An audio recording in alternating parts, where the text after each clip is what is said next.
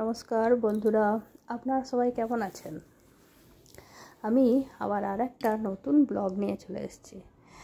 সেটাই তো সকালবেলা থেকে রান্নাবান্না কমপ্লিট করে আজকে রান্নাবান্না মানে সেরকম কিছু করিনি। আজকে রান্নাবান্না শুধু হালকা হালকাই করেছি। একটু খিচুড়ি বানিয়েছি, পটল ভাজা, বেগুন ভাজা আর পেঁপে ভাজা করেই হয়ে গেছে আমাদের আজকে রান্না। তাই রান্নার অত চাপ ছিল না। তাই আজকে ঘরের কাজ সব কমপ্লিট করে তাও রান্না করতে সমরকে খাইয়ে টাইয়ে পাঠিয়ে দিতে অনেক লেট হয়ে গেছিলো।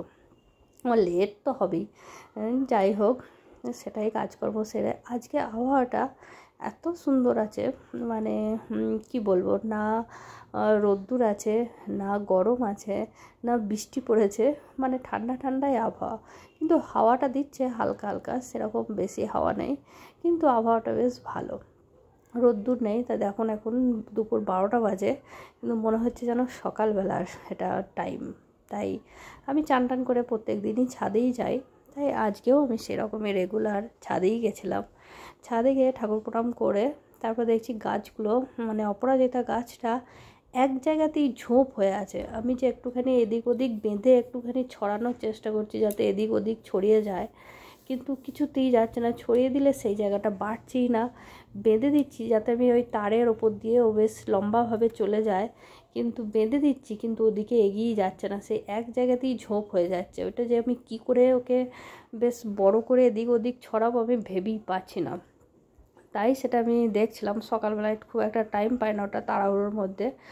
আর যে এদিকে যে তুলসী গাছটা, একটা আলাদা তুলসী গাছ ছিল, তো সেই তুলসী গাছটায় দেখছি পোকা লেগেছে। তা বন্ধুরা, আপনারা একটু বলতে পারবেন যে তুলসী গাছে যদি পোকা লাগে কি করে উপায় করা যায় ওটাকে, পোকাটাকে ছাড়ানো?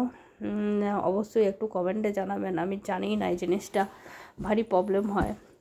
আর এই ফুল গাছটার কী নাম আপনারা বলবেন, আমি অবশ্য জানি না। এটা আমি আমার দিদির বাড়ি থেকে নিয়ে এসেছিলাম, বাড়ি থেকে। তাই এর কুড়িগুলো, এই যে ফুলগুলো শুকিয়ে গেছে, একজনের ভিডিও দেখছিলাম যে কোনো গাছের যদি ফুল শুকিয়ে যায় সেই ফুলগুলো মানে হাতে করে ছাড়িয়ে দিতে হয়। তাই ছাড়িয়ে দিলে সেই জিনিসটা অত ভালো হয়, গাছটা গ্রো হয়। তো সব কাজ সব একটুখানি দেখে ভালো লাগছিলো ছাদে একটু থাকতে, আর একটু থাকলে ভালোই হতো। কিন্তু আমার আর একটু কাজ আছে নিচে, তারপরে আবার সামায়নকে আনতে যেতে হবে। তাই নিচেই চলে এলাম। নিচেই চলে এসে এবার আমার কিছু একটুখানি সেলাইয়ের কাজ আছে। আমার সেলাই করতেও খুব ভালো লাগে, কেননা যে পারি না সেরকম কিছু, কিন্তু টুকটাক যেটা ছোটোখাটো জিনিস সেগুলো আমি হাতেই সেলাই করি। আমার মেশিন নেই, কিন্তু হাতে আমি সেলাই করতে পারি। এগুলো সব আমার মায়ের কাছ থেকে শেখা। আমার মাও হাতের সেলাই করে খুব ভালো, মানে ভালো হাতের কাজ। মারা কে সব গার্লস স্কুলে পড়েছে মা, তাই সব রকম সেলাই জানে। আমি অত সেলাই জানি না, কিন্তু টুকটাক পারি আর কি, মানে করার চেষ্টা করি। তো যাই হোক, এটা করছিলাম। তাই হাতে একটা নাইটি ছিল আর একটা জামা ছিল, ওটা ফিটিং করা ছিল, একটু হাতটা জাস্ট ফিট করা ছিল।